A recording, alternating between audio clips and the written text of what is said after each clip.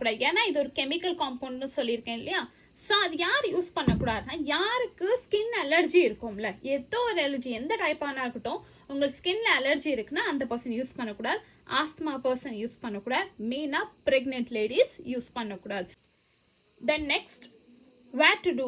இந்த resin art நம்ம பண்ணக்குள்ள எங்க வச்சுட்டு பண்ணணும், எந்த ஏரியால பண்ணணும் அப்படின்னா, இப்போ சாதாரணமா நம்ம எல்லா இடத்துலயும் டிராயிங் பண்ற மாதிரி ஆகட்டும், ஹோம் ஒர்க் பண்ற மாதிரி ஆகட்டும், எங்க வேணாலும் உட்காந்து நம்ம எதுவுமே பண்ணிட முடியாது இல்லையா.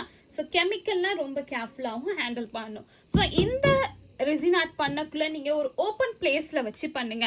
ஃபார் எக்ஸாம்பிள் நல்லா இப்போ ரூமா இருக்கட்டும், அந்த ரூம்ல வந்து நீங்க க்ளோஸ் அப்பா இல்லாம ஏசி ரூம்ல பண்ணக்கூடாது. ஸோ அந்த மாதிரி க்ளோஸ் அப்பா இல்லாம ஓப்பனா நல்ல ஏர் சர்க்குலேஷனா இருக்கிற ரூம்ல வச்சு உங்க ரெசின் ஆர்ட்டை நீங்க பண்ணலாம். அண்ட் நீங்க பண்ணக்குள்ள இங்க கொஞ்சம் பண்ணிட்டு அங்க கொஞ்சம் பண்ணுவோம், அது தூக்கிட்டு போய் இங்கே வைப்போம் பண்ணக்கூடாது. ஒரே பிளேஸ்ல வச்சு ஒரே பிளேஸ்ல அதை விட்டுருங்க ஃபிக்ஸ் ஆகிறதுக்கு. தென் மெயினா